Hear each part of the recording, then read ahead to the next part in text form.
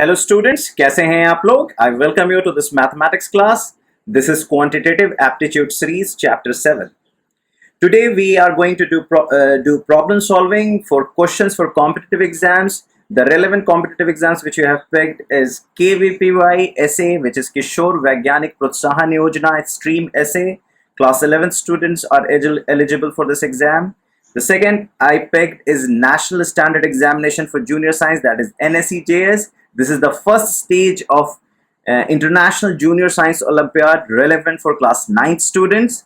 Then the third is PRMO, that is Pre-Regional Mathematics Olympiad. This is the first stage of International Mathematics Olympiad, and for this exam, students from class 8 to class 12th are eligible.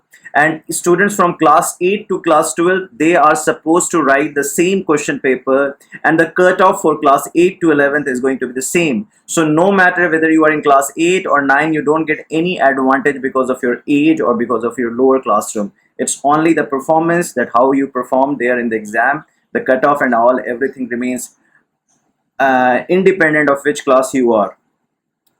So these three exams, the KVPY is relevant for class 11th, NSEJS is relevant for 9th, and PRMO is relevant for students from 8th to 12th. So you must be wondering that these three diverse exams, how can we do the problem solving of these three diverse exams together in one video lecture?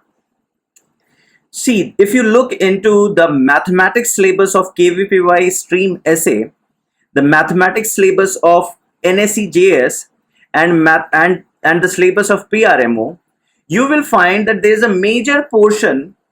They have a common major portion in which you will see that the syllabus is more or less is kind of same thing, and the level of the questions is also kind of same. So students of class 9th, 10th and 11th, all the three class students can watch this video and learn many things. Of course, students who are in class 9, they have to really work a little more to understand, because there would be little higher concept used here.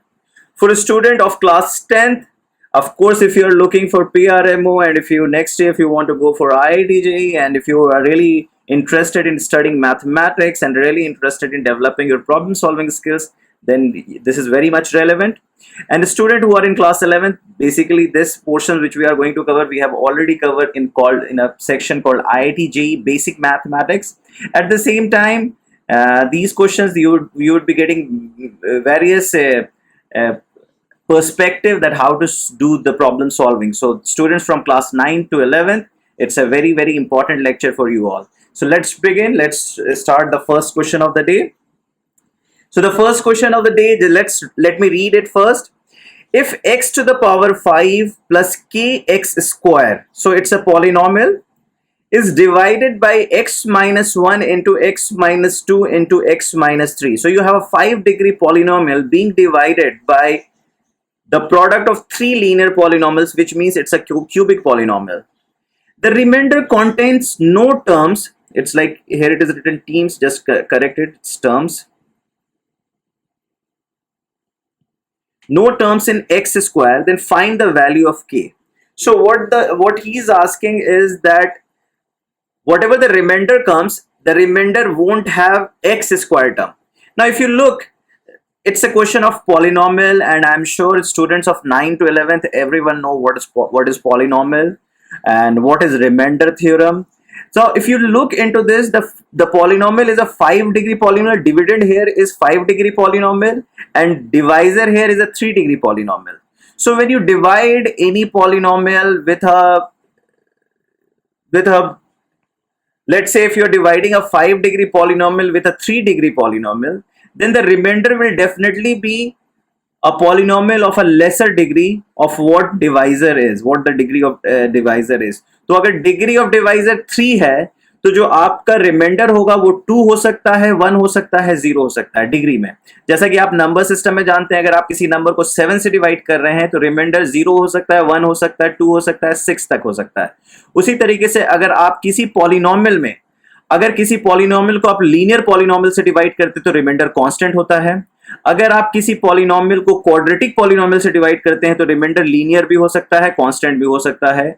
और अगर आप किसी किसी polynomial को 3 degree से divide कर रहे हैं तो आपका जो रिमाइंडर होगा वो 2 डिग्री भी हो सकता है, 1 डिग्री भी हो सकता है और कांस्टेंट भी हो सकता है। तो लेट्स सी, अगर मैं देखूं मेरा पॉलिनोमियल px है x to the power 5 plus kx square, and let's say I'm dividing it with dx. My divisor is x minus 1 into x minus 2 into x minus 3. Now this is my divisor.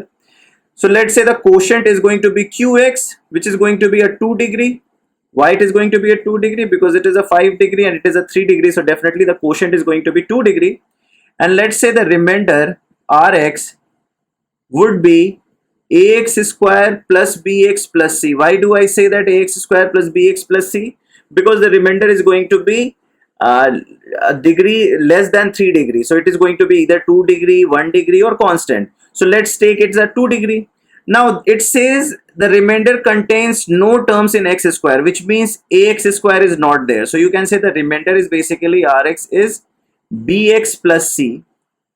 Now you have to find the value of k, right? This is the question, this is the problem, that there is an unknown thing in the dividend, that is k, you have to find. So by applying the remainder theorem, as you already know what is the remainder theorem, so if you say dividend is equal to divisor into quotient plus remainder, as you already know. So if I say dividend is px, divisor is dx, quotient is qx, remainder is rx. Now I'll just substitute. My px is x to the power 5 plus kx square, dx is x minus 1 into x minus 2 into x minus 3.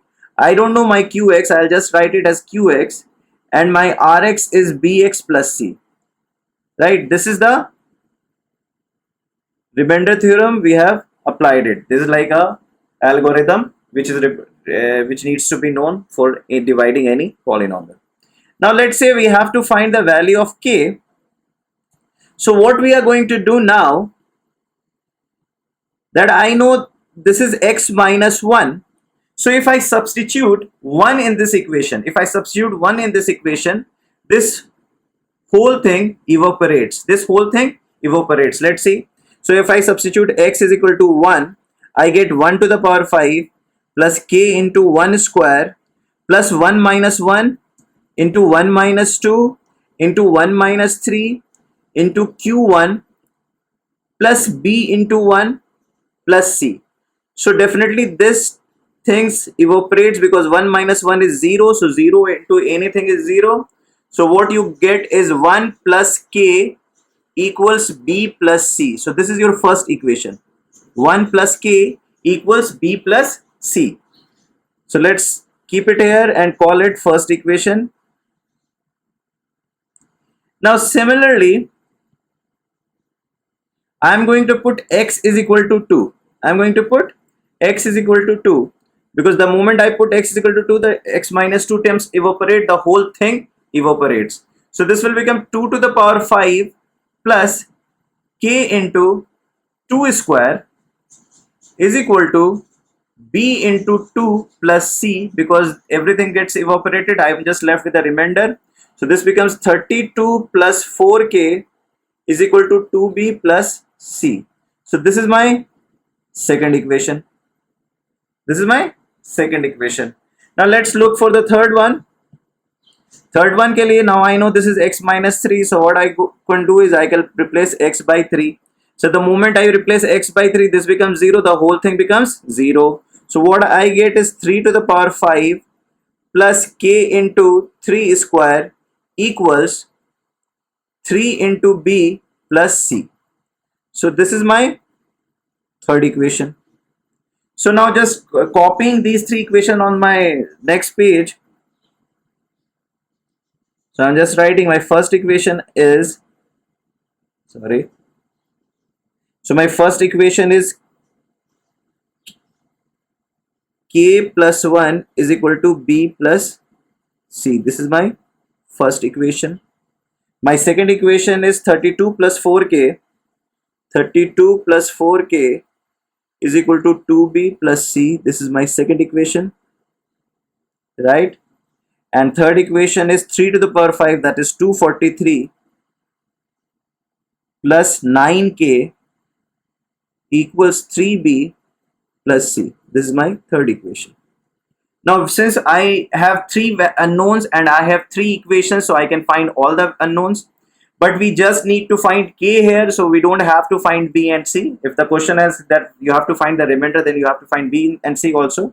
So what we do, we can eliminate b and c from these three equations to get our k. So let's see. If I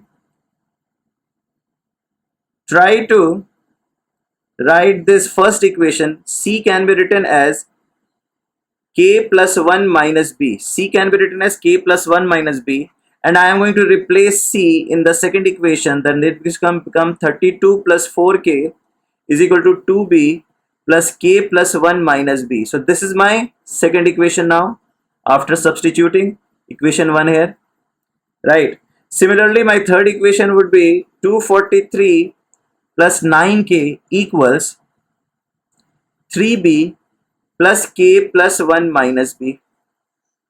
So these two equations can be put in a new way. So the second equation will become something like 32 plus 4k equals 2b minus b. 2b minus b is going to be b plus k minus k plus 1. And this equation is going to be 243 plus 9k. 3b minus b is 2b plus k plus 1. तो मैं इसको rearrange कर दूं तो ये बन जाएगा something like 32. सो 4k को इधर ले जाएंगे तो 4k minus k is going to be 3k, and 32 minus 1 is going to be 31 is equal to b. So b would be something like this. तो 4k minus k is 3k and 32 minus 1 is 31. Now यहाँ पे मैं लिखना चाहूँ तो क्या हो जाएगा, यहाँ पे हो जाएगा 9k minus k is 8k and 243 minus 1 is 242 is equal to 2b. इसको मैं फिर से लिखूँ तो इसको b क्या लिख दूंगा, b हो जाएगा 4k plus 121. क्या हो गया, मैंने 2 से डिवाइड कर दिया. So I got 2b equations here. One b equals 3k plus 31, the other b equals 4k plus 21, which means both are going to be equal.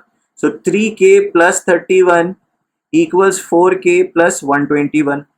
So what you can say, उधर चला गया k, इधर चला गया 31 minus 121. So k is going to be minus 90. So this is your answer. So it was an easy problem. You could have done it. Just needed a little more patience and calculations. Okay. Going to the next solution. Next question. Now if you look, you have to solve. They have given you have to find x, y, z here. What they have given x square equals a plus y minus z whole square, y square equals b plus x minus z whole square, and z equals c plus x minus y whole square.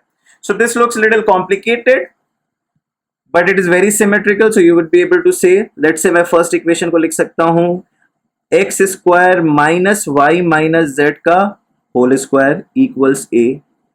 Second equation को मैं लिख सकता हूँ y square minus x minus z का whole square equals b.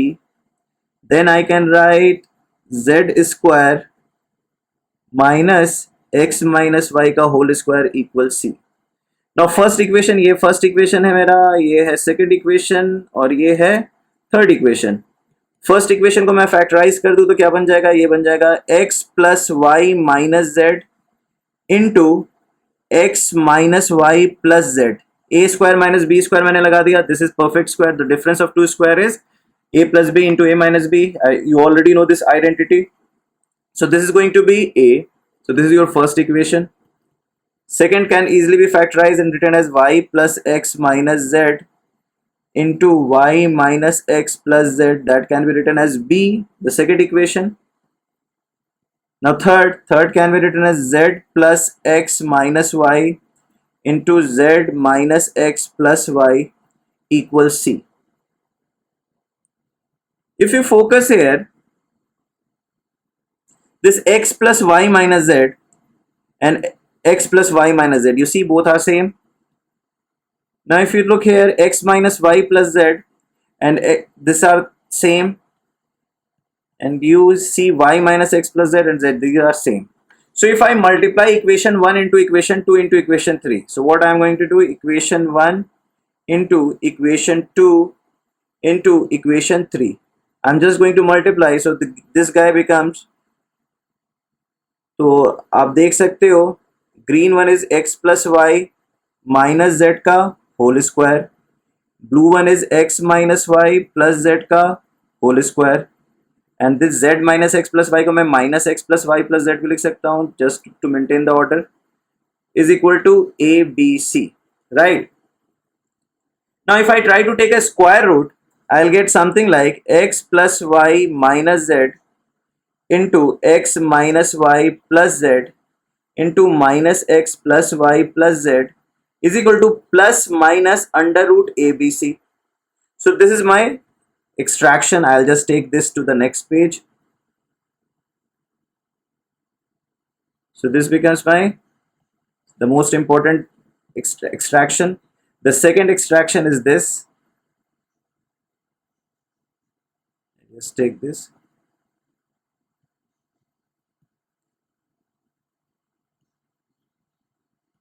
So now I have something like this. Now if you look here, this is green x plus y minus z, this is green x plus y minus z.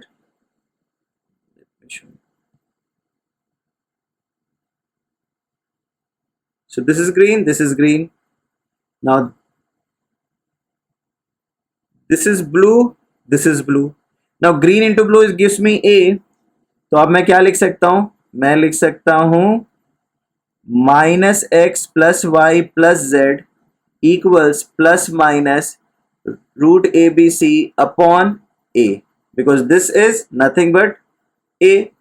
अब बार बार ये करने की जरूरत नहीं, आप symmetry से कह सकते हो x minus Y plus Z, x minus Y plus Z. देखो x minus Y plus Z, this is blue, तो ग्रीन इंटू रेड क्या हो रहा है, green into red is B, so you can write plus minus root A B C upon B.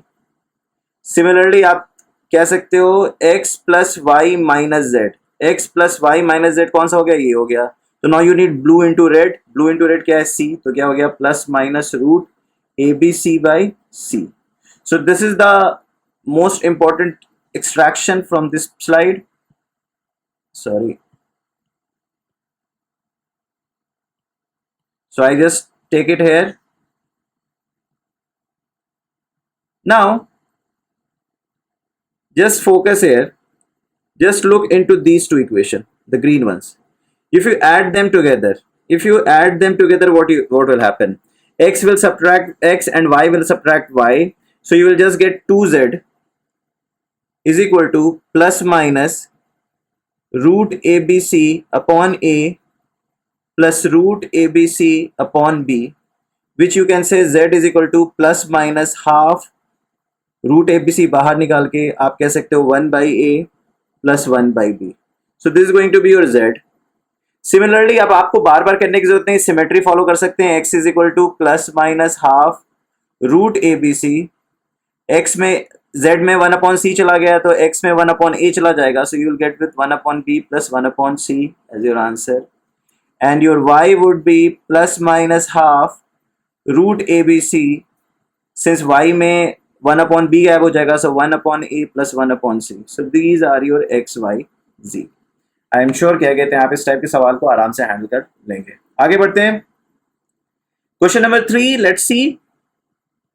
Now if you focus here, this is x to the power 4, this is x cube, this is x square, this is x, and this is 1.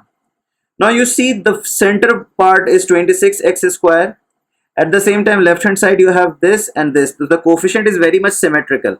तो बहुत सारे बच्चे जो class 10th 11th में है, मैं इनको बार बार ये चीज दिखा चुका हूँ. आई एम श्योर 9th के बच्चे भी देख चुके होंगे. अगर नहीं देखे होंगे तो यहाँ पे फोकस करने की बात ये है कि जब भी आपके सेंटर के जो टर्म होते हैं उसके लेफ्ट साइड और राइट साइड में सिमेट्री दिखती है, तो आप उसको बड़े आराम से हैंडल कर सकते हैं. कैसे?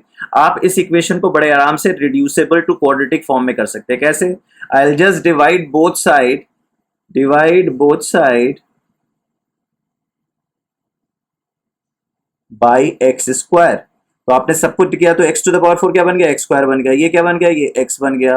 26 स्क्वायर 26 बन गया, माइनस 10 अपॉन एक्स बन गया, और ये बन गया 1 अपॉन एक्स स्क्वायर इक्वल 0। क्या किया मैंने, एक्स टू द पावर 4 को एक्स स्क्वायर से डिवाइड करोगे तो एक्स स्क्वायर हो जाएगा, माइनस 10 एक्स क्यूब को एक्स स्क्वायर से डिवाइड करोगे तो माइनस 10 एक्स हो जाएगा, 26 एक्स स्क्वायर को एक्स स्क्वायर से डिवाइड करोगे तो 26 हो जाएगा, माइनस 10 एक्स को एक्स स्क्वायर से डिवाइड करोगे तो माइनस 10 अपॉन एक्स हो जाएगा, और 1 को करोगे तो 1 अपॉन एक्स स्क्वायर होगा, जो हमारे पास आ गया है। अब ये एक टर्म है एक्स स्क्वायर और एक है 1 पर, तो इसको मैंने एक साथ कंबाइन कर दिया। एक है माइनस 10, तो इसको मैंने माइनस 10 कॉमन लेके एक्स प्लस 1 बाई एक्स कर दिया, और plus 26 equal 0। I am sure आप बच्चे समझ गए होंगे कि हमने क्यों एक्स स्क्वायर से डिवाइड किया, क्यों हमने सिमेट्री देखी थी। अब देखो यहाँ पे हम सब्सटीट्यूशन करेंगे। आप लोग सब बचपन से जान रहे हो आइडेंटिटी, दोनों के बीच में एक रिलेशनशिप होता है, एक्स प्लस 1 बाई एक्स और x square plus 1 by X square को। तो आप x प्लस 1 बाई एक्स को मान लीजिए y। तो अगर आप इसको स्क्वायर कर देंगे तो बन जाएगा X square upon 1 X square plus 2 equals Y square, which means मैं लिख सकता हूँ X square plus 1 upon X square equals Y square minus 2। तो ये हो गया X square plus 1 by X square को मैंने लिख दिया वाई स्क्वायर माइनस 2, और एक्स प्लस 1 बाई एक्स को लिख दिया वाई। अब इसको सब्स्टिट्यूट मैं इसमें कर दूं तो क्या बन जाएगा, ये बन जाएगा वाई स्क्वायर माइनस 2, ये बन जाएगा माइनस 10y, ये बन जाएगा 26। ये क्या बन गया, ये बन गया एक क्वाड्रेटिक इक्वेशन। इसको सॉल्व करेंगे, Y square minus 10y plus 24 equals 0। This is the quadratic equation. Now we need to know how to solve this. अब हमारे पास आया है Y square minus 10y plus 24 equal 0। मैं इसको ब्रेक कर सकता हूँ स्प्लिटिंग द मिडिल टर्म में। तो क्या बन जाएगा, y into Y minus 4 minus 6 into Y minus 4, क्या बन गया y minus 4 into Y minus 6 equals 0।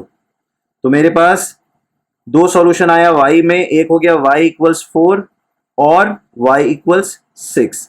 Now I have two values in y, but y is nothing but x plus 1 by x. So getting back, I can write x plus 1 by x equals 4 और x plus 1 by x equals 6। अब इसको क्या करेंगे, इसको करेंगे x square plus 1 minus 4x equal 0 और x square plus 1 minus 6x equal 0। ये क्या बन जाएगा, X square minus 4x plus 1 equal 0। ये क्या बन जाएगा, X square minus 6x plus 1 equal 0। I am sure बहुत सारे बच्चों को क्वाड्रेटिक फॉर्मूला पता है। क्वाड्रेटिक फॉर्मूला क्या होता है, क्लास 9 के बच्चे जो नहीं जानते हैं इसको बस इतना समझ लें कि अगर जब भी आपको x square plus b x plus सी इक्वल 0 का क्वाड्रेटिक इक्वेशन सॉल्व करना है तो उसका एक फॉर्मूला होता है, x is equal to minus B plus under root B square minus 4ac by 2a और minus B minus under root B square minus 4ac by 2a। अगर आपको कोई क्वाड्रेटिक इक्वेशन है a x square plus b x plus c is equal to 0, वहां पे a B c real number है और a x square का coefficient है, बी एक्स का कोफिशिएंट है और सी कांस्टेंट है, तो जो आपके रूट्स होंगे एक होगा minus B plus under root B square minus 4ac by 2a और दूसरा होगा minus B minus under root B square minus 4ac by 2a। Class 10th 11th के बच्चे इस फॉर्मूले को बहुत अच्छे से जानते हैं। 9th के बच्चे अगर आप नहीं जानते तो अभी इसको आप नोट करके रख लेंगे, आप कभी हमसे पूछ सकते हैं, हम इसका डेरिवेशन आपको बता देंगे। आगे बढ़ते हैं, इसको सॉल्व करते हैं। X square minus 4x plus 1 equal 0, तो इसका ये हो जाएगा x is equal to minus भी क्या होता है 4 प्लस 4 प्लस बी स्क्वायर क्या होता है 16 माइनस 4 बाई 2 और क्या होगा 4 माइनस रूट 16 माइनस 4 बाई 2। उसी तरीके से दूसरा इक्वेशन ब्लैक से लिख लेता हूं, X square minus 6x plus 1 is equal to 0, यही था, जैसे यही था। तो x क्या हो गया 6 plus under root 36 minus 4 by 2 और 6 माइनस रूट 36 माइनस 4 बाई 2। तो आई एम श्योर सारे बच्चे जो जानते हैं फॉर्मूला तुरंत समझ गए हैं। तो आप इसको रूट करेंगे तो सिंप्लीफाई करेंगे, क्या आप रूट लिख दोगे, तो मैं 6 साथ लिख देता हूँ सिंप्लीफाई करके, जो 4 रूट्स आएंगे x इज इक्वल टू ये हो जाएगा 16 माइनस 4 12, 12 से 2 रूट 3 हो जाएगा, तो 4 plus 2 root 3 by 2 that becomes 2 plus root 3। क्या बन गया ये बन गया 2 प्लस रूट 3। तो ये क्या बन जाएगा 2 माइनस रूट 3। ये देखिए क्या हो गया 36 माइनस 4 इज 32, 32 तो हो गया 4 रूट 2, 6 प्लस 4 रूट 2, तो 3 प्लस 2 रूट 2, 3 प्लस 2 रूट 2 हो गया। तो ये क्या हो गया, ये हो गया 3 माइनस 2 रूट 2। एक बार देख लीजिए 32 क्या होता है, root 32 is 4 root 2, 6 plus 4 root 2 by 2, that becomes 3 plus 2 root 2। ठीक है, तो आपके ये 4 रूट्स हैं, तो आप लिखेंगे 2 प्लस रूट 3 और 2 माइनस रूट 3 और 3 प्लस 2 रूट 2 और 3 माइनस 2 रूट 2। ये आपके 4 सॉल्यूशन होंगे। राइट, तो जब भी आपको इस तरह के क्वेश्चन हो गए, आई एम श्योर आप इसको सॉल्व कर लोगे बड़े आराम से। फोर्थ क्वेश्चन, लॉगरिथम क्या है। अभी तक हमने जो 3 सवाल किए थे वो पॉलिनोमियल के थे। अब चौथा सवाल जो हमने पिक किया है वो लॉग से पिक किया है। देखिए क्या लिखा है, लॉग बेस 10 2 की वैल्यू दे रखी है 0.30103 और लॉग बेस 10 3 की वैल्यू दे रखी है 0.47711213। You have to find the number of digit of this exponent 6 to the power 100. 6 to the power 100, जैसे 6 स्क्वायर क्या होता है 36, that is a 2 digit. 6 cube होता है क्या 260, दैट इज अ 3 डिजिट। ऐसे करके आप ये नहीं कह सकते कि 6 टू द पावर 100 100 डिजिट होगा। सो यू हैव टू सी कि एग्जैक्टली क्या हो रहा है। तो इसको करने के लिए जब भी आपको किसी नंबर का नंबर ऑफ डिजिट निकालना है, जैसे मान लीजिए नंबर है आपका 6 टू द पावर 100, तो इसका जब भी आपको नंबर ऑफ डिजिट बताना है तो आपको इसको लॉग लेना होगा विथ बेस 10। क्या लेना होगा, लॉग विथ बेस 10। अभी आपको समझ में आ जाएगा हम क्यों ऐसा करेंगे। तो मैंने दोनों साइड क्या ले लूंगा, लॉग विथ बेस 10। तो log base 10 n is equal to log base 10 6 to the power 100। Right, तो अगर मैं देखूं तो ये क्या बन जाएगा, आप 100, आप आई एम श्योर आप सबको ये पता है log a m to the power n is n into log a m। ये प्रॉपर्टी आई एम श्योर सबको पता है। तो ये प्रॉपर्टी लगा के मैं लिख दूंगा 100 log बेस 10 6। उसके बाद अब मैं इसको क्या लिख दूंगा, आई एम श्योर ये भी सबको पता है log mn is log m plus log n। ये प्रॉपर्टी भी सबको पता होगी आई एम श्योर। तो log 10 2 इंटू 3 लिख सकता हूं। तो क्या बन गया 100 into log base 10 2 plus log base 10 3।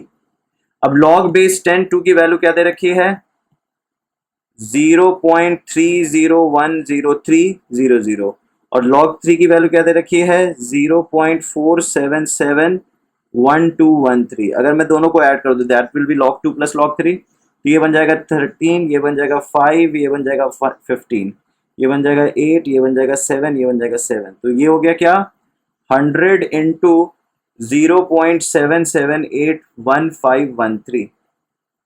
तो इससे आपको क्या पता चला 77.81513। तो आपको ये पता चला है कि log बेस 10n इज 77.81513, जिससे आप कह सकते हो n is basically 10 to the power 77.81513। ये अप्रोक्सीमेट है। तो आप ये कह सकते हो जो आपका नंबर है that is 10 to the power 77.81513 definitely 10 to the power 77 से बड़ा है और 10 टू द पावर 78 से छोटा है। अब बताइए 10 टू द पावर 77 क्या होता है, दिस इज द लीस्ट। आप देखो इसको ऐसे समझो, 10 स्क्वायर क्या होता है 100, स्मॉलेस्ट 3 डिजिट नंबर। 10 क्यूब क्या होता है 1000, smallest 4 digit number. 10 to the power 4 क्या होता है 10,000, क्या होता है स्मॉलेस्ट 5 डिजिट नंबर। तो 4 है तो 5 हो गया, 3 है तो 4 है। अगर 10 टू द पावर 5 होगा तो smallest 6 digit number. 10 to the power n होगा तो n plus 1, smallest n plus 1 digit number. तो ये क्या हो गया, ये हो गया 78th डिजिट नंबर। क्या हो गया ये 78 स्मॉलेस्ट 78 डिजिट नंबर। और ये क्या हो गया, ये बन गया स्मॉलेस्ट 79 डिजिट नंबर। तो ये जो नंबर है ये आपका स्मॉलेस्ट 78 और स्मॉलेस्ट 79 के बीच में, तो डेफिनेटली ये कितने डिजिट पे है, ये हो गया 78 digit number. So how many digits are there 78। ये इतना आसान सवाल है। ओके, तो आई एम श्योर अब इस तरीके के सवाल होंगे तो आप घबराएंगे नहीं। आगे बढ़ते हैं। देखिए क्या है यहाँ पे, है कि आपको कंप्यूट करना है log बेस 616। अगेन log का सवाल है और दे रखा है क्या information, log base 1227 equals a। आपको ये इंफॉर्मेशन दे रखा है, आपको निकालना है log बेस 616। अब इस इंफॉर्मेशन को सॉल्व करने के लिए सबसे पहले हमें क्या करना होगा, यहाँ पे बेस 6 है, यहाँ पे 12 है, तो कहीं ना कहीं हमें दोनों को सिंप्लीफाई करना पड़ेगा। और सिंप्लीफाई करके तो जो हमारे को कंप्यूट करना है उसे पहले हम सिंप्लीफाई कर लेते हैं। log बेस 616 को मैं लिख सकता हूं log base 6 2 to the power 4। 16 is nothing but 2 to the power 4, जिसको मैं लिख सकता हूं 4 log बेस 6 2। कैसे किया, आपको पता है log m to the power n is n log am। ये प्रॉपर्टी आई एम श्योर आपको पता है, लास्ट क्लास में भी, अभी लास्ट एग्जाम्पल भी हमने यूज किया था। तो ये जो हो गया है दैट हैज बिकम 4 log 6 2। तो 4 log 6 2 को मैं क्या कर सकता हूं, बेस 3 ले सकता हूं। तो log base 3 2 upon log base 3 6। क्या किया मैंने, log ए बी को कॉमन बेस ले लिया, that is log M B upon log M A. I am sure ये भी आपको प्रॉपर्टी याद होगा, चेंज ऑफ बेस। तो हमने क्या लिख दिया, हमने लिख दिया इसको 4 log base 3 2 upon log base 3 6 को मैं क्या लिख सकता हूं, 3 इंटू 2। आपको log mn पता है, log mn होता है log m प्लस n, तो इसको आप लिख दिया log base 3 2 upon log base 3 3 plus log base 3 2। तो फाइनली मैंने log बेस 616 को क्या लिख दिया, log बेस 616 को लिख दिया 4 log base 3 2 upon log 3 3 is 1 plus log base 3 2। तो मैंने इसको log बेस 3 2 के फॉर्म में सिंप्लीफाई कर दिया है।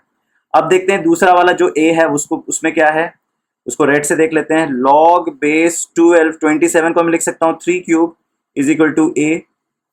लेफ्ट हैंड साइड पे पहले काम कर लेते हैं इस इक्वेशन के। तो लेफ्ट हैंड साइड क्या है, ये बन गया 3 log बेस 12 3। कैसे हुआ, सेम प्रॉपर्टी, ये प्रॉपर्टी यूज करके। फिर चेंज ऑफ बेस कर देते हैं, 3 log base 3 3 upon log base 3 12। 12 को मैं लिख सकता हूँ 3 इंटू 4। तो क्या हो गया, ऊपर न्यूमरेटर में आ गया 3, नीचे हो गया log 3 3 प्लस log 3 4। तो क्या हो गया, ये बन गया 3 अपॉन 1 प्लस log 3 4। चलिए इसको नेक्स्ट पेज पे ले जाते हैं। 3 upon 1 plus log base 3 4 equals a। Right, ये राइट हैंड साइड में है, लेफ्ट हैंड साइड में मैंने काम किया था। इसको मैं क्या लिख सकता हूँ, इसको लिख सकता हूँ 3 upon 1 plus log base 3 2 square is equal to a, which can be written as 3 upon 1 plus 2 log base 3 2 equals a। तो आपको जैसा कि पता है कि हमने ये log बेस 3 2 के फॉर्म में लिख दिया है और यहाँ पे भी log बेस 3 2 आ गया है। तो क्यों ना हम log बेस 3 2 की वैल्यू a के टर्म्स में निकाल दें और उसमें सब्स्टिट्यूट कर दें। तो अगर मैं इसको रेसिप्रोकेट कर दूं तो ये बन जाएगा 1 upon 2 log base 3 2 by 3 is equal to 1 by a।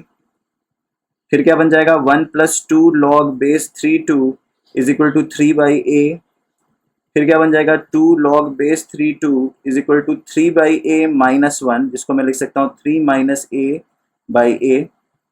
तो log बेस 3 2 की वैल्यू क्या आ गई, 3 माइनस a बाई 2a। तो ये हो गया log बेस a की वैल्यू। और हमारे को ऑलरेडी log ब्लैक से ले लेता हूँ, इसको कॉपी करके ही ले आता हूँ। इसको कॉपी कर लिया और यहाँ ले आया, ठीक है। तो ये मेरा ब्लैक से ऑलरेडी लिखा हुआ है log बेस 616 जो मुझे निकालना है, जिसको मैंने ऑलरेडी log बेस 3 2 पे लिख दिया। log बेस 3 2 की वैल्यू क्या है, 3 माइनस a बाई 2a। तो मैं यहाँ लिख दूंगा 4 into 3 minus a by 2a upon 1 plus 3 minus a by 2a। तो क्या बन गया, ये बन गया 4 इंटू 3 माइनस a, ये बन गया 2a plus 3 minus a। 2a cut गया दोनों डिनोमिनेटर का, तो क्या बन गया 4 into 3 minus a upon 3 plus a। So your log base 616 is 4 into 3 minus a upon 3 plus a। So आपने a के फॉर्म में आंसर निकाल दी। Right, so this is how you need to compute. Let's go to the next problem. Now you see, यहाँ पे आपको log का base दे रखा है 4th रूट ऑफ a और आपको रूट ए रूट ए रूट ए रूट ए करके दे रखा है, तो मुझे ये नहीं पता है कि कॉम्प्लेक्स क्या है, तो इसको सॉर्ट आउट करना बहुत ज़रूरी है। तो मैंने ऐसे कहा रूट ए फिर एक और रूट ए फिर root A is equal to X कह दिया। तो अगर मुझे पहला स्क्वायर रूट रिमूव करना है तो मैं दोनों साइड स्क्वायर ले सकता हूं। तो दोनों साइड जब मैंने स्क्वायर लिया तो क्या बन गया, एक रूट हट गया, 3 अभी भी हैं, ए बाहर निकल गया, ये क्या बन गया एक्स स्क्वायर। फिर मुझे अब फिर से फर्दर मुझे स्क्वायर करना होगा, तो ए जो बाहर है वो बन जाएगा ए स्क्वायर, ये टोपी हट जाएगा, ए हो जाएगा और ये हो जाएगा रूट ए इंटू रूट ए, ये क्या बन जाएगा, ये बन जाएगा एक्स टू द पावर 4। फिर एक और टोपी हटाने के लिए मुझे फिर से स्क्वायर लेना होगा, ये क्या बन गया ए क्यूब का स्क्वायर क्या बन जाएगा ए टू द पावर 6, टोपी हट गई ए रूट ए क्या बन गया एक्स टू द पावर 8। अब अकेला टोपी बचा है a to the power 7 root a हो गया, इसको स्क्वायर करेंगे तो a to the power 14 into a is x to the power 16, तो a to the power 15 is x to the power 16। मुझे x चाहिए तो x क्या हो जाएगा a to the power 15 by 16।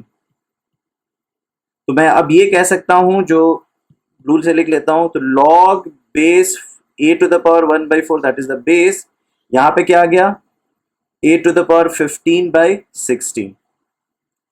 Simple सा इंडाइसिस का कॉन्सेप्ट लगा के मैंने सिंप्लीफाई कर दिया है, पावर में ले आया है। अब क्या है, सिंस यहाँ पे दोनों पावर रैशनल नंबर्स पे है, तो इंस्टेड ऑफ दैट मैं कॉमन बेस ए ले लेता हूँ। तो कॉमन बेस का आपको पता है log A B, common base लेने से क्या हो जाता है log M B by log M A. तो ये प्रॉपर्टी लगा के मैंने ए का कॉमन बेस ले लिया, तो ये हो जाएगा log base A to the power 15 by 16 upon log base A to the power 1 by 4। At the same time आप जानते हैं कि क्या कहते हैं, एक और प्रॉपर्टी आप जानते हैं कि क्या जानते हैं, log base A M to the power N is N log A M, right, ये आपको पता है। तो सेम कॉन्सेप्ट है, या आप बेसिक फॉर्म कॉन्सेप्ट से भी देख सकते हैं कि ए पे कितना पावर दे कि ए टू, तो ऊपर क्या हो जाएगा, ये हो जाएगा 15 बाई 16 और ये क्या बन जाएगा, ये हो जाएगा 1 by 4। So very easy to understand this. तो 15 by 16 divided by 1 by 4 which makes it 15 by 16 into 4 that is 15 by 4. So the answer is going to be 15 by 4. Of course a positive होगा, otherwise log आप निकाल ही नहीं सकते हैं। ठीक है, चलिए आगे बढ़ते हैं। 7th problem of the day, ये देखिए थोड़ा सा देखने में खतरनाक सा सवाल है। Cube root of 77 plus 20 root 13 plus cube root of 77 minus 20 root 13 equal something, वो आपको निकालना है। तो क्यों ना हम इसको कह दें this is equal to P, यही वैल्यू निकालनी है। तो अगर मैं सबको इधर ले आऊं तो ये हो जाएगा cube root 77 plus 20 root 13 plus cube root 77 minus 20 root 13 minus P equal 0। अगर मैं a मान लू क्यूब रूट 77 प्लस 20 रूट 13, b मान लू क्यूब रूट 77 माइनस 20 रूट 13 और c मान लू माइनस p, तो आप कह सकते हो a plus B plus C equal 0। जब a plus B plus C equal 0 हो जाता है तो आप क्या जानते हो, आप जानते हो a cube plus B cube plus C cube equals 3abc। ये आइडेंटिटी आपने पढ़ी होगी, राइट। तो अब हम ये आइडेंटिटी यूज करके क्या कह सकते हैं, a क्यूब क्या होगा 77 प्लस 20 रूट 13, बी क्यूब क्या होगा 77 माइनस 20 रूट 13, सी क्या होगा प्लस माइनस पी का whole cube is equal to क्या होगा 3abc। बाद में हम लिख देंगे ab, डोंट वरी। तो ये क्या बन गया 20 रूट 13, ये बन गया 154, ये क्या बन गया माइनस पी क्यूब, 3 इंटू सी क्या है माइनस पी, ए बी क्या है ए बी क्यूब रूट के अंदर जाएगा और ये क्या है 77 प्लस 20 रूट 3 और ये क्या है 77 माइनस 20 रूट 3। तो ए प्लस बी इंटू ए माइनस बी का होल का कॉन्सेप्ट लगा के आप लिख सकते हैं 77 square minus 20 square into 13, right. तो 77 स्क्वायर क्या होता है, 77 स्क्वायर आप ऐसे देख सकते हो कि 5400 प्लस 529 5929 होता है। कैसे निकाला मैंने, 77 का स्क्वायर के लिए मैंने क्या किया, 7700 से कितना दूर है, 7700 से 23 दूर है, तो 77 में 23 ऐड कर दिया, क्या आया 100। और 77 में 23 सब्ट्रैक्ट कर दिया, क्या आया 54। 54 इंटू 100 क्या होता है 5400, और 23 का स्क्वायर क्या होता है 529। तो 5400 प्लस 529 दैट इज 5929। तो मैंने लिख दिया 154 minus P cube is equal to minus 3p into cube root, that becomes 5929। 20 का स्क्वायर क्या होता है 400, 400 इंटू 13 होता है 5200। तो फिर क्या बन गया 154 minus P cube minus 3p cube root 729। And what is the cube root of 729? That is 9। तो मैं इसको यहां से नेक्स्ट पेज पे ले जाता हूं कॉपी करके, मैं इसको कॉपी करके यहाँ लाया, यहाँ पे रख दिया, ठीक है। तो मैंने इसको फिर से रीराइट कर दिया 154 minus P cube equals minus 3p into 9।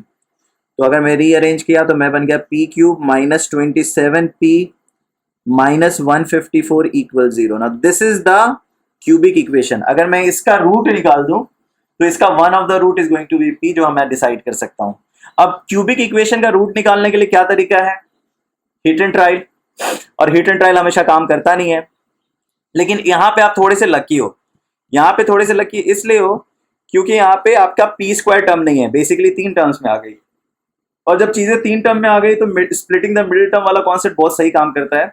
अगर आप देखो 154 है, 154 को आप बड़े आराम से देखोगे तो it is like 22 into 7। 154 is 22 into 7, और 27 में अगर आप 22 ऐड करो तो क्या बन जाता है 49। तो 49 और 7 में क्लिंक मुझे दिख रहा है, तो क्यों ना मैं इसको कर दूं P cube minus 49p plus 22p। क्या हो गया? माइनस 27p को लिख दिया। तो मैंने स्प्लिट द मिडिल टर्म कर दिया। हर बार आप इतने लकी नहीं होते हो, यहां पे लकी हो। तो p कॉमन निकाल लो, क्या बन गया p स्क्वायर माइनस 49। ये क्या हो गया 22 कॉमन निकाल दो p माइनस 7। कभी कभी बहुत और इससे भी ज्यादा लकी हो जाते हो कि 1 2 3 या -1 -2 -3 रूट आ जाते हैं, है ना। अब देखो क्या हो रहा है, अब देखो इसमें हो रहा है p into P minus 7 into P plus 7 plus 22 into P minus 7 equals 0। तो आप p माइनस 7 कॉमन निकाल सकते हो। इधर क्या आया, इधर आ गया p square plus 7p plus 22। तो आपके पास जो फैक्टर आउट हुआ है that is p minus 7 equal 0 और p square plus 7p plus 22, plus है या माइनस है, प्लस 22 इक्वल 0, ठीक है। अब देखिए, तो एक तो आंसर आपका आ गया p इज इक्वल टू 7, ये एक पॉसिबल आंसर दिख रहा है, ये हो सकता है आंसर। उसके अलावा देखते हैं इसका क्या कुछ आंसर आ रहा है, P square plus 7p, P square plus 7p plus 22। जैसा कि मैंने कहा है आंसर निकालने का तरीका होता है minus B plus under root B square minus 4ac by 2a, और एक होता है minus B minus under root B square minus 4ac by 2a, quadratic equation जो फॉर्मूला से सॉल्व किया जाता है। बी स्क्वायर क्या है 7, 7 का स्क्वायर क्या होता है 49, माइनस 4 इंटू 1 इंटू 22 क्या हो गया 49 माइनस 88, 49 माइनस 88 क्या होता है माइनस 39। तो क्या आप रूट माइनस 39 निकाल सकते हो? रूट माइनस 39 कभी रियल नंबर नहीं आएगा, तो ये इसका नो रियल सॉल्यूशन आ जाएगा, नो रियल सॉल्यूशन आ जाएगा। 10th 11th के बच्चे बड़े आराम से समझ के होंगे, 9 के बच्चों को थोड़ा दिक्कत आएगा। तो आप सिंपल सी बात कह सकते हो कि फॉर्मूला लगाने से जो आंसर आ रहा है वो अंडर रूट माइनस 39 आ रहा है, विच इज नॉट पॉसिबल। तो आंसर रियल रूट्स एग्जिस्ट नहीं करता। तो एक ही सॉल्यूशन है, p is equal to 7, so the answer is going to be 7, right. तो इस तरह के क्वेश्चंस को घबराना नहीं है, आराम से सॉर्ट आउट करना है। कभी कभी आपको क्यूब रूट गेस भी करने से बहुत आसानी से हो जाता है, a प्लस बी का होल क्यूब या a माइनस बी के होल क्यूब से भी बड़े आराम से गेस हो जाता है। आइए एक और सवाल देखते हैं, 8th क्वेश्चन। आज 10 क्वेश्चन लाया हूं तो 3 सवाल बचे हैं, जल्दी जल्दी कर लेते हैं, डोंट वरी। एक है आपके पास x by A plus Y by B plus Z by C equals to √2, और ये एक इंफॉर्मेशन दिया है, ये क्यों दिया है अभी पता चल जाएगा। और हमें क्या निकालना है, हमें ये निकालना है। तो जैसे ही मैं इस इक्वेशन को देखता हूं और ये इक्वेशन निकालना है तो मैं इसको क्या करूंगा, इसको स्क्वायर कर दूंगा। इसको स्क्वायर करता हूं तो हो जाता है X square by A square plus Y square by B square plus Z square by C square plus 2 into x by A into Y by B plus y by B into Z by C plus x by A into Z by C is equal to root two का square two. ये I am sure इतना identity सारे बच्चे को आता है। What is a plus B plus c का whole square, that is a square plus B square plus c square plus 2ab plus 2bc plus 2ca। वही किया है। x by A plus Y by B plus Z by c का whole square क्या होगा, x square by A square plus Y square by B square plus Z square by C square plus 2 into x by A into Y by B plus Y by B into Z into C Z by C plus X by A into Z by C X by A into Z by C. अब देखिए क्या हो रहा है, हमें क्या निकालना है, हमें इसकी वैल्यू निकालनी है और ये एक्स्ट्रा आ गया है। तो इसको कैसे हैंडल किया जाए आइए देखते हैं। तो हमें जो निकालनी है वो है X square by A square Y square by B square plus Z square by C square. ये निकालनी, इसको ऐसे रख दो प्लस 2 इंटू, अगर आप देखोगे तो ये हो गया है X Y upon A B plus Y Z upon B C plus X Z upon A C. अगर आप गौर से देखोगे तो यहां पे z मिसिंग है और यहां पे c मिसिंग है। जब यहां पे z और c मिसिंग है तो आप यहां पे c बाई जेड ले आओ, कोई दिक्कत नहीं है। ठीक है, समझ में आया मैंने क्या किया, मैंने z बाई सी मल्टीप्लाई और फिर से c बाई जेड से मल्टीप्लाई कर दिया। तो बेसिकली मैंने दोनों का रेसिप्रोकल ले लिया।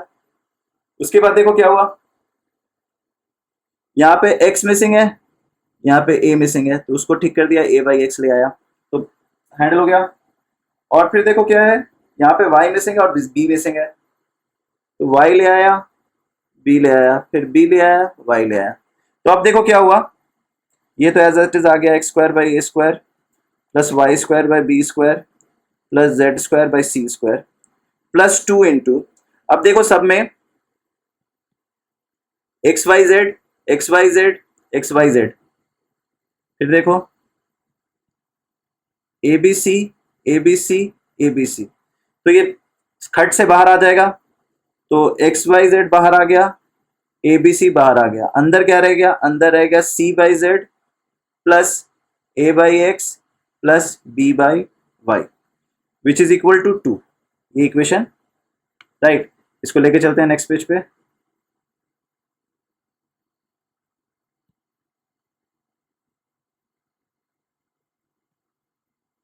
अब देखिए क्वेश्चन सॉल्व हो गया है। कैसे, आई एम श्योर बहुत सारे बच्चों को दिख गया होगा। A by X plus B Y Y plus C by Z क्या है, 0, तो ये क्या बन जाएगा 0। ये जब 0 हो जाएगा तो क्या बन जाएगा, ये क्या हो जाएगा 0। तो you are just left with X square by A square plus Y square by B square plus Z square by C square equals to, hence you have found the value right. तो हमने इस सवाल को बड़े आराम से handle कर लिया। इस तरीके के सवाल आते हैं एनएससीजीएस में भी आते हैं, पीआरओ में भी इस तरीके के सवाल आते हैं। पीआरओ में मुश्किल और लेवल बढ़ जाता है और वो भी हम आगे पढ़ेंगे जब हम नंबर्स के क्वेश्चंस और हैंडल करना सीखेंगे। आगे बढ़ते हैं, 9th प्रॉब्लम पे आते हैं। आपको दिया है x टू द पावर 4 प्लस 4y टू द पावर 4 को फैक्टराइज करने को।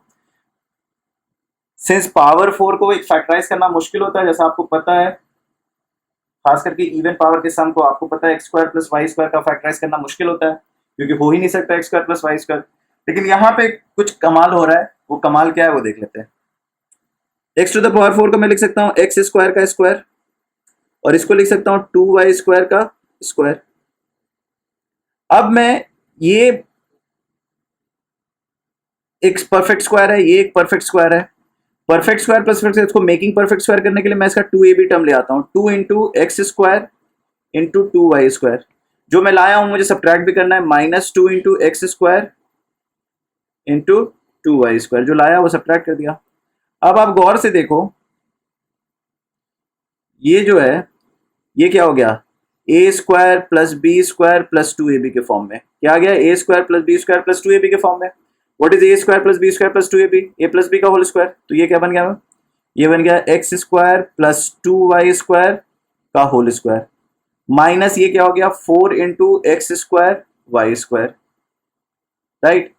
अब ये है perfect square X square plus 2y square का होल स्क्वायर और ये क्या है माइनस 2xy का whole square. Again it is a perfect square and you know how to handle difference of two square. तो आप इसको क्या लिखोगे, X square plus 2y square plus 2xy into X square plus Y square plus 2y square minus 2xy।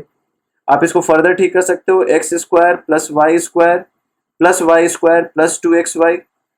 इसको आप लिख सकते हो x square plus Y square minus 2xy। क्यों क्या अलग, देखिए X square plus Y, X square plus Y square minus 2xy। तो ये क्या बन गया, ये बन गया एक्स प्लस वाई का whole square plus Y square, और ये क्या बन गया एक्स माइनस वाई का whole square plus Y square. So this is your answer. तो इस तरीके के सवाल को आप बड़े आराम से हैंडल कर सकते हैं। आइए लास्ट सवाल पे आते हैं। लास्ट सवाल एक नया कॉन्सेप्ट है आपके लिए और काफी बड़ा सा सवाल है, लेकिन देखने में गड़बड़ा सा लग रहा है, लेकिन बहुत आसान होता है। बस एक बार कॉन्सेप्ट समझ में आ जाए तो ये सवाल बहुत ही आसान हो जाता है।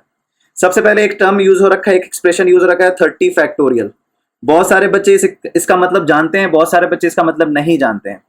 तो जो लोग नहीं जानते हैं उनको मैं बता दूं, 1 फैक्टोरियल का मतलब होता है 1, 2 फैक्टोरियल का मतलब होता है 2 इंटू 1, और रादर यू से 1 इंटू 2, ठीक है। 3 फैक्टोरियल का मतलब होता है 1 इंटू 2 इंटू 3। 4 फैक्टोरियल का मतलब होता है 1 इंटू 2 इंटू 3 इंटू 4। तो आई एम श्योर आपको n फैक्टोरियल का भी मतलब समझ में आ गया, 1 into 2 into 3 into up to n। ये क्यों होता है, क्या होता है, हम लोग परम्यूटेशन कॉम्बिनेशन जब पढ़ेंगे तो उसमें अच्छे से समझेंगे, लेकिन अभी बस आप ये समझो कि इसका मैथमेटिकल मतलब क्या होता है। तो उसी तरीके से 30 फैक्टोरियल का मतलब क्या हुआ, 1 into 2 into 3 into 4 up to कितना, अप टू 29 30, सारे 30 तक सारे नंबर्स, सारे नेचुरल नंबर्स का मल्टीप्लिकेशन। एक चीज ध्यान में रखनी होती है कि 0 फैक्टोरियल 1 होता है। इस सवाल में जरूरत नहीं है, लेकिन ये आप ध्यान में रखो कि 0 फैक्टोरियल की वैल्यू 1 होती है। क्यों होती है ये हम सीखेंगे जब हम सीक्वेंस सीरीज चैप्टर पढ़ेंगे और जब हम परम्यूटेशन कॉम्बिनेशन पढ़ेंगे, ठीक है। तो आपको फैक्टोरियल का मतलब समझ में आ गया। तो अगर आपसे कोई बता रहा है तो क्या है, 30 फैक्टोरियल एक बहुत बड़ा नंबर है, that is 30 factorial is nothing but 1 into 2 into 3 into 4 into 5 into 6 into same way up to 28 29 30, है ना। ये सारे नेचुरल नंबर्स 1 से लेके 30 तक सबका प्रोडक्ट हो गया है। अब कह रहा है कि इसको आप प्राइम फैक्टराइज कर दो, 2 3 5 7 11 13 17 19 23 29, ये सारे इसके प्राइम फैक्टर्स होंगे।